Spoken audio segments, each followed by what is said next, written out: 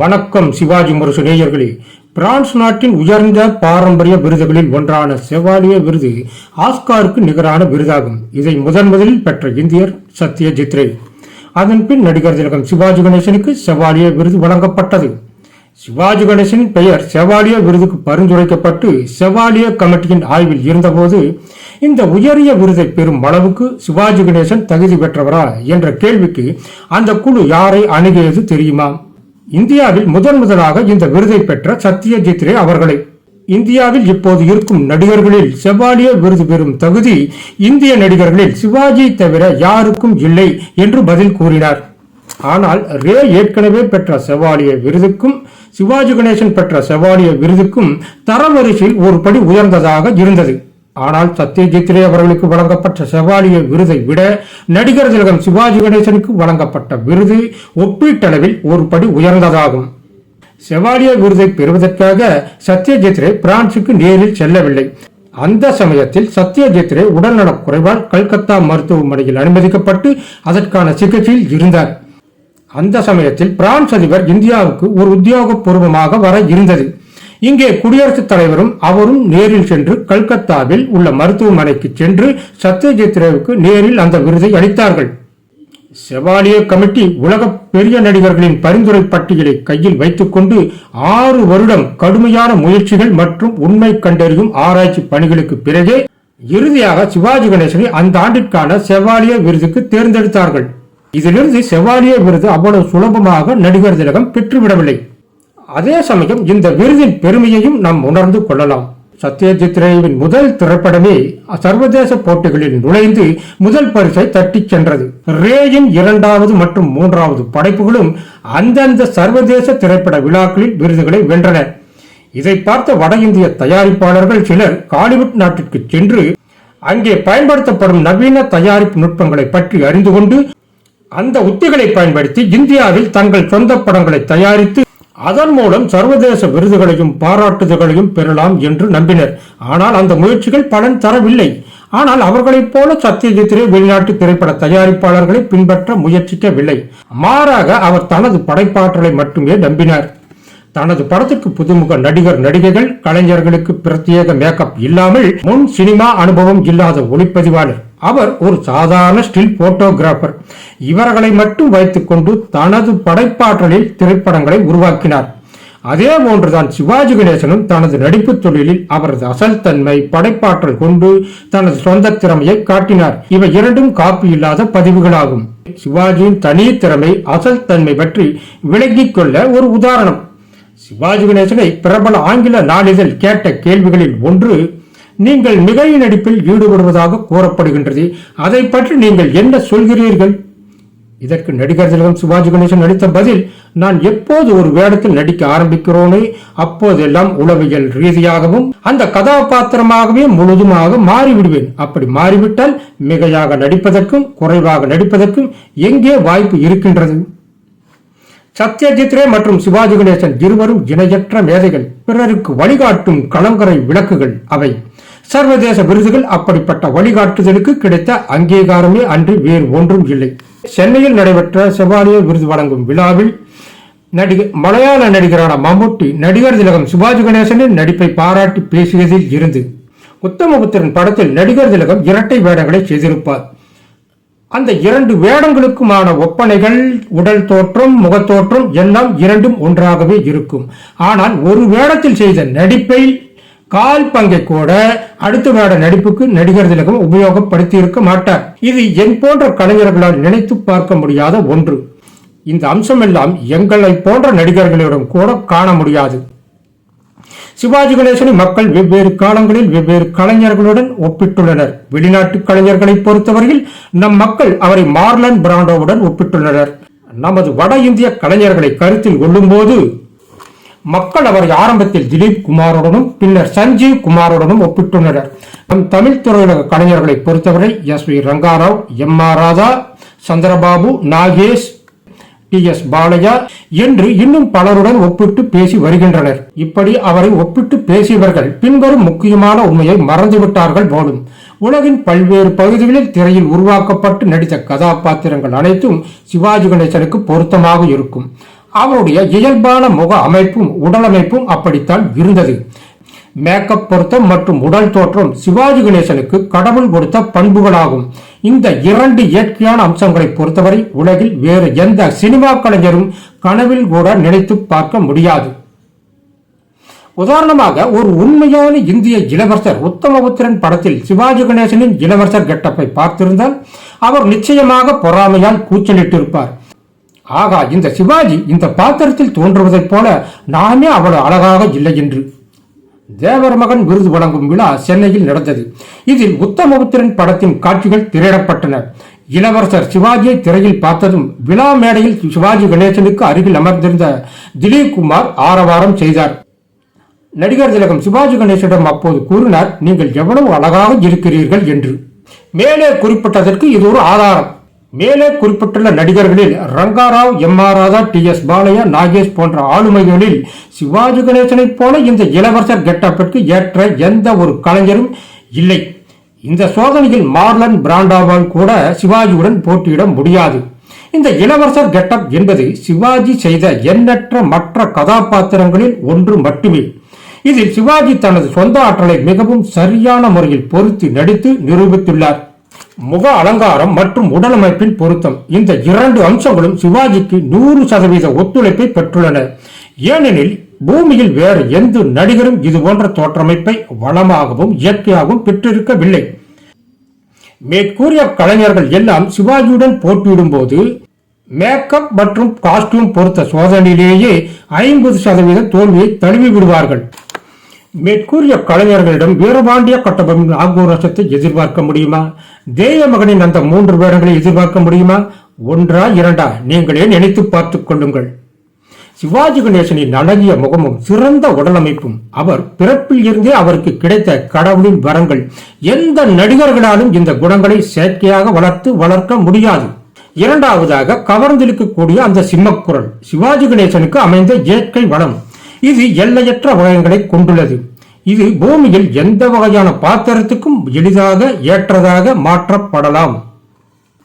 கேமராவின் முன் நடிக்கும் போது கூட, மேலும் உரையாடல் 100 பக்க நீளமாக வசனமாக இருந்தாலும் தங்கு தடை இல்லாமல் அவரால் பேசி நடிக்க முடியும்.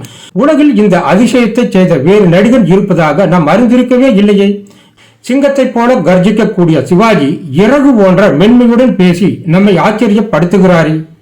நடிப்பை போலவே இந்த குரல் மாடுலேஷன் கலையிலும் சிவாஜி கணேசன் மற்ற கலைஞர்களுக்கு ஆதாரமாகவே இருக்கிறார். இது வரலாறு. பிறப்பிலேயே கத்தி குரல் கொண்ட கலைஞர்களால் கூட சிவாஜி போல சிங்கம் போல கர்ஜிக்க முடியாது. மூன்றாவதாக, சிவாஜி கணேசனின் தனித்துவமான நடிப்பு திறமை அவரை மற்றவர்களிடம் இருந்து தனித்து நிற்க வைக்கின்றது. மிக உயர்ந்த மற்றும் தனித்துவமான வகையைச் சேர்ந்தது என்பதை எண்ணற்ற படங்கள் நிரூபித்துள்ளது. நடிப்பை பொறுத்தவரையில் சிவாஜி கணேசனுடன் தன்னை ஒப்பிட்டு பார்க்க யாருக்கும் தைரியம் இல்லை. சிவாஜி கணேசனால் திரையில் வரும் கதாபாத்திரங்களை சித்தரிக்கும் நிஜ வாழ்க்கை ஜாம்பவான்களும் VVIPகளும் கூட அதை திரையில் பார்க்கும் போது நிச்சயம் மகிழ்ந்திருக்கிறார்கள். இது அசலையே தோற்கடித்தவர் நடிகர் திலகம் சிவாஜி எனலாம். இந்த நடிப்பு திறனும் அவருக்கு கடவுள் கொடுத்த வரம். கடின உழைப்பாலும் பயிற்சியாலும் கூட யாரும் இந்த சாதனையை அடைய முடியாது. தமிழகத்தில் 6 கோடி மக்கள் வாழ்கிறார்கள். இதில் 6 பேர் மட்டுமே முன்னணி கதாநாயகர்கள். அந்த 6 ஹீரோக்களில் நானும் ஒருவன் என்று முன்பு ஒருமுறை ஒரு கதாநாயகன் சொல்லியிருந்தார். உலகம் முழுவதும் 700 கோடி மக்கள் உள்ளனர். திறமை, தகுதி, பிறவம்சங்கள், குணநலன்கள் ஆகியவற்றில் நடிகர் சிவாஜி கணேசனுக்கு உலக அளவில் நம்பர் 1 கலைஞராக இருப்பது அரிதான தனிச்சிறப்பு இல்லையா? சிவாஜி கணேசன் தவப்புதல்வன் படத்தில் ஹிந்துஸ்தானி இசைக்கு எதிரான ஒரு போட்டியில் பங்கேற்கும் காட்சியில் ஒரு கர்நாடக பாடலை பாடுகிறார். கர்நாடக இசை உலகில் வாழும் ஜாம்பவான் செம்மங்குடி சீனிவாஸ் ஐயர் ஒருமுறை இந்த படத்தில் திரையில் பார்த்தார். அதை பார்த்ததும் சிவாஜி கணேசனின் பாவங்கள், அபிநயங்கள் போன்றவற்றை பார்த்த பிறகுதான் எனக்கு புரிந்தது, ஒரு திரைப்படம் இது போன்ற ஒரு பாடலை மேடையில் இருக்கும் கர்நாடக பாடகர்களால் இவ்வளவு அருமையும் அழகும் கொண்டு பாட முடியுமா என்று வியந்தாராம். சிவாஜி கணேசனின் பெயர் செவாலியர் விருதுக்கு பரிந்துரைக்கப்பட்ட காலகட்டம் அது. அப்போது சிவாஜி 9 விதமான குணச்சித்திர வேடங்களில் நடித்து சாதனை படைத்த நவராத்திரி திரைப்படம் பிரெஞ்சு திரைப்பட இயக்குநர்கள் மற்றும் சினிமா பிரமுகர்கள் அடங்கிய சிறப்பு பார்வையாளர்களுக்காக பிரத்யேகமாக திரையிடப்பட்டது. சிவாஜி கணேசன் என்ற ஒரு கலைஞர் மட்டுமே அதில் 9 விதமான குணச்சித்திர வேடங்களில் நடித்திருப்பதை அந்த பார்வையாளர்கள் சிலரால் நம்பவே முடியவில்லையாம். ஏனெனில் ஒரு கலைஞன் அதிகபட்சம் ஒரு படத்தில் அதிகபட்சம் 3 வித்தியாசமான கதாபாத்திரங்களில் மட்டுமே நடிக்க முடியும் என்பது பார்வையாளர்களின் கருத்து. ஒருவேளை சிவாஜி கணேசனின் அண்ணன் யாரேனும் இருந்தால் அவரைப் போலவே சிவாஜியுடன் இணைந்து நடித்திருக்கலாம் என்று அவர்கள் தொடர்ந்து வாதிட்டனர். அல்லது மேக்கப் நிபுணர்கள் உதவியுடன் பிளாஸ்டிக் சர்ஜரி நுட்பத்தை பயன்படுத்தி சிவாஜியின் முகத்தை மாற்றி இருக்கலாம். இறுதியாக அவர்களின் சந்தேகங்கள் நிவர்த்தி செய்யப்பட்டு படத்தில் குறிப்பிட்ட 9 வேடங்கள் அனைத்தும் சிவாஜி கணேசனால் மட்டுமே செய்யப்பட்டவை என்பதை அனைவரும் ஏற்றுக்கொண்டனர். ஒரு முழுமையான கம்ப்யூட்டர் உதவியுடன் பகுப்பாய்வு மற்றும் சரிபார்ப்புக்கு பின்னரே அவர்கள் முழுமையாக ஏற்றுக்கொண்டனர். அப்போது நிகழ்ச்சியில் கலந்து கொண்ட பெரிய இயக்குநர்களில் ஒருவர் இந்த நடிப்பு மேதைக்கு ஏன் இன்னும் ஆஸ்கார் விருது வழங்கவில்லை என்ற கேள்வி எழுப்பியதாக கூறப்படுகின்றது. 3 முறை சிறந்த நடிகைக்கான தேசிய விருது பெற்ற நடிகை லட்சுமி அவர்கள் ஒருமுறை இந்தி நடிகர் சஞ்சீவ்குமாரை சந்தித்த போது தமிழ் படத்தின் இந்தி பதிப்பில் நீங்கள் 9 வேடங்களில் நடிக்கிறீர்கள் என்று கேள்விப்பட்டேன். நவராத்திரி படத்தில் முதலில் நடிகர் திலகம் சிவாஜி கணேசன் ஏற்கனவே 9 வேடங்களில் நடித்துவிட்டார் என்று அவர் கூறிய போது அதற்கு சஞ்சீவ்குமார் அளித்த பதில் என்ன தெரியுமா? சிவாஜி இமாலய உயரம் கொண்ட கலைஞர், தயவு செய்து எங்களை அவருடன் ஒப்பிடுகிறார்கள் என்று கேட்டுக்கொண்டாராம். சில ஆண்டுகளுக்கு முன்பு மும்பையில் சர்வதேச திரைப்பட விழா நடத்தப்பட்டது. இதில் சிறப்பு விருந்தினராக பங்கேற்ற சிவாஜி கணேசன் விழாவை துவக்கி வைத்தார். இந்த விழாவில் அப்போதைய மகாராஷ்டிர முதல்வர் சரத்பவார் சிவாஜி கணேசனை பாராட்டி பேசினார். அவர் குறிப்பிட்டார், எங்கள் மராத்திய சிவாஜியை நீங்கள் சித்தரித்த உங்கள் நடிப்பை நாங்கள் ஒருபோதும் மறக்க முடியாது என்றார். சிவாஜி நடிப்பை ஓவர் ஆக்டிங் என்று குறை சொல்லிக் கொண்டே இருக்கும் மேதாவிகளுக்கு சிவாஜியை பொறுத்தவரை அவர் மேதைகளின் மேதை. சிவாஜி கணேசன் எவ்வளவு பெரிய மேதை என்பதை அங்கீகரித்த பிரெஞ்சு மக்களும் செவாலிய விருது குழுவின் உறுப்பினர்களும் வெளிநாட்டவர்கள்தான். இந்த குழுவில் பல்வேறு துறைகளைச் சேர்ந்த 25 மேதைகள் உறுப்பினர்களாக உள்ளனர். இந்த குழு உறுப்பினர்கள் தான் சிவாஜி கணேசனை இந்த செவாலிய விருதுக்கு தேர்ந்தெடுத்தார்கள். சிவாஜி கணேசனுக்கு ஆப்ரோ ஏசியன் சிறந்த நடிகர் விருதை வழங்கியவர்களும் வெளிநாட்டினர் மட்டுமே. ஆகவே வெளிநாட்டவர் இதை விரும்ப மாட்டார்கள் என்ற நம்பிக்கை வெறும் மாயமே அன்று வேறொன்றும் இல்லை. ஹாலிவுட் திரையுலகில் பிறந்திருந்தால் மேற்கத்திய அமெரிக்க கலாச்சாரத்துக்கு ஏற்றாற்போல ஹாலிவுட்டில் 1000 புது ஸ்டைல்களை உருவாக்கி இருப்பார். அவர் ஹாலிவுட் நடிகர்கள் அனைவரையும் ஒரு விதிவிலக்கு இல்லாமல் திகைக்க செய்திருக்கலாம். 2 சிறந்த இந்திய திரைப்பட கலைஞர்களில் ஒருவரான திலீப் குமார் சிவாஜி கணேசனின் ஸ்டைலின் நிழலை கூட தன்னால் நெருங்க முடியவில்லை என்று கூறியிருக்கிறார். நவராத்திரியின் இந்தி பதிப்பில் நடித்த சஞ்சீவ்குமார், என்னை இமாலய நடிகரான சிவாஜி கணேசனுடன் ஒப்பிடாதீர்கள், அவருடைய விஷயம் முற்றிலும் மாறுபட்டது, எதையும் தாண்டி நிற்கும் தனித்துவமான நடிப்பு அவருடையது என்றார். அதேபோல நாகேஸ்வர ராவ் நவராத்திரி படத்தின் தெலுங்கு பதிப்பில் 9 வேடங்களில் நடித்தார்.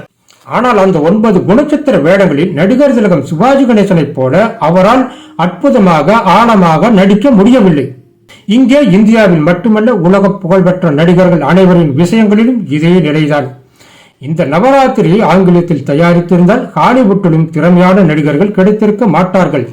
மேலே பட்டியலிடப்பட்ட ஹாலிவுட் ஜாம்பவான்கள் நவராத்திரியின் ஆங்கில பதிப்பை தயாரித்திருந்தால் சிவாஜி போல நடித்திருக்க முடியாது. ஒரு இயக்குனர் சொன்னது, சிவாஜி கணேசனுக்கு பூமியில் வாழ்ந்த மாபெரும் நடிகர் என்ற தனித்துவ பட்டம் வழங்கப்பட வேண்டும். இந்தியாவில் உள்ள பல்வேறு மொழிகளைச் சேர்ந்த அனைத்து முன்னணி கலைஞர்கள் முன்னணியில் உலக நடிகர்களையும் வரவழைத்து சென்னையில் நடைபெற்ற மாபெரும் விழாவில் அவருக்கு செவாலிய விருது வழங்கப்பட்டதைப் போல பூமியில் வாழ்ந்த மாபெரும் நடிகர் விருதையும் வழங்க வேண்டும். அதுதான் சிவாஜிக்கான சிறந்த விருதாக இருக்க முடியும் என்றார். உலகின் அனைத்து சினிமா துறைகளிலும் நிகரற்றது என்ற பெருமையை ஹாலிவுட் சினிமா துறை பெற்றுள்ளது. ஹாலிவுட்டுக்கும் நம் திரையுலகுக்கும் இமாலய வித்தியாசம் இருக்கின்றது. கிளின்ட் ஈஸ்ட்வுட், டஸ்டின் ஹாஃப்மேன் போன்றவர்களுக்கு மட்டுமே கிடைத்த உலகத்தரம் வாய்ந்த செவாலிய விருதை இந்தியாவில், அதுவும் பிராந்திய மொழியான தமிழ் சினிமாவில் இருந்து சிவாஜி கணேசன் வெல்வது அவ்வளவு எளிதான சாதனை அல்ல. உலகத்தரம் வாய்ந்த சாதனையாளர்கள் அனைத்து துறைகளிலும் உள்ளனர். விஞ்ஞானிகள், எழுத்தாளர்கள், சமூக அக்கறை கொண்ட அறிவுஜீவிகள், தொழிலதிபர்கள், விளையாட்டு வீரர்கள், கலைஞர்கள் என புகழ்பெற்ற சாதனையாளர்கள் பலர் உள்ளனர். மேதைகளில் சிறந்த மேதை எப்போதாவது ஒருமுறை மட்டுமே தோன்றுவார்கள். மன்னர்களில் ஒரு அலெக்சாண்டர், சமூக சிந்தனையாளர்களில் சாக்ரட்டிஸ் மற்றும் பிளாட்டோ, இசையில் பீத்தோவன், ஓவியத்தில் பிகாசோ, உலகத் தரம் வாய்ந்த நாடக கலைஞர் Shakespeare, Galileo, Isaac Newton, Thomas Alva Edison போன்ற அறிவியல் மேதைகள், ஜன்ஸ்டீன் என அத்தனை ஆளுமைகளும் நிகரற்றவர்கள். அன்னை தெரசா, மகாத்மா காந்தி இவர்கள் அனைவரும் பொது வர்க்க மேதைகளில் அரிய வகை மேதைகளைச் சேர்ந்தவர்கள். அதேபோல திரையுலகிலும் மேடை நாடகத்திலும் மிகப்பெரிய மேதை நம் செவாலியே சிவாஜி கணேசன். சிவாஜி கணேசன் தமிழ் திரைப்பட நடிகர்களிலேயே மிகவும் அடக்கமான கலைஞர். சிவாஜி தன் வாழ்நாளில் எந்த ஒரு ஊடகத்துக்கும் தான் திரைப்படத்தில் செய்த ஒரு குறிப்பிட்ட பாத்திரத்தை மற்றவர்கள் செய்வது மிகவும் கடினம் என்று எந்த சமயத்திலும் ஒரு பேட்டியும் கூட கொடுத்ததில்லை. வியட்நாம் வீடு சுந்தரம் ஒருமுறை சிவாஜியின் சொந்த குணத்தை பற்றி சொல்லியிருக்கிறார். சிவாஜி தனக்கு கிடைக்கிற பாராட்டுகளை தனக்கு சொந்தமாக்க முயற்சிக்க மாட்டார். உதாரணத்துக்கு உத்தமபுத்திரன் படத்தில் உங்கள் நடன அசைவுகள் அருமையாக உள்ளது என்று சிவாஜியிடம் யாராவது சொன்னால், ஹீராலால் எனக்கு அந்த விஷயங்களை கற்றுக் கொடுத்தார், நானும் அதை பின்பற்றினேன், இந்த புகழ் எல்லாம் ஹீராலாலேயே சேரும் என்று சொல்லியிருக்கிறார். குறிப்பிட்ட படத்தில் உங்களது டயலாக் அருமையாக இருந்தது என்று அவரிடம் சொன்னால் உடனே பதில் சொல்வார், எனக்காக அந்த வசனத்தை உருவாக்கிய எழுத்தாளருக்கு அந்த பெருமையெல்லாம் சேரும். சிவாஜி பிலிம் தயாரிப்பில் மன்னன் படத்தின் வெள்ளி விழாவில் சிவாஜி பேசியதாவது, ஒரு பூனை கடல் கரையில் நின்று கொண்டிருந்தது. இந்த கடலின் நீர் அனைத்தும் பாலாக மாறினால் நான் எவ்வளவு மகிழ்ச்சியாக இருப்பேன் என்று பூனை நினைத்தது. இது எவ்வளவு பெரிய முட்டாள்தனம்! பூனை இப்படியா யோசிப்பது? கடலின் நீர் அனைத்தும் பாலாக மாறியிருந்தால் பூனையால் அந்த கடல் முழுதும் உள்ள பாலை குடிக்கத்தான் முடியுமா? கலை என்பதும் ஒரு பெரிய கடல் தான். சினிமா துறையில் உள்ள எந்த ஒரு கலைஞனும் தான் எல்லாவற்றையும் சாதித்து விட்டதாகவும் எல்லா இலக்குகளையும் அடைந்து விட்டதாகவும் நினைத்தால் அது இப்போது சொன்ன பூனையின் முட்டாள்தனமான சிந்தனைக்கு சமம் என்று சிவாஜி பேசினார். சிவாஜி கணேசனை பொறுத்தவரையில் இன்னும் ஒரு தனித்துவம் உள்ளது. அது இதுதான், சினிமா என்ற விஞ்ஞானம் பிறந்த நாளில் இருந்து இன்று வரை சிவாஜி கணேசனுக்கு கிடைத்த திறமைகளைப் போல பூமியில் வேற எந்த நடிகரும் பெற்றதில்லை. அதே போல இனி வரும் நாட்களில் இவரைப் போல யாரும் இந்த பூமியில் பிறக்கவே முடியாது. சிவாஜி கணேசனின் இந்த பதிவு நிரந்தரமானது. மற்ற துறைகளில் உலக சாதனைகளை முறியடிக்கப்படலாம், நடிப்புத் துறையில் சிவாஜி கணேசனின் தற்போதைய சாதனை என்றென்றும் நிலைத்திருக்கும். உலகம் இருக்கும் வரை நிலைத்திருக்கும்.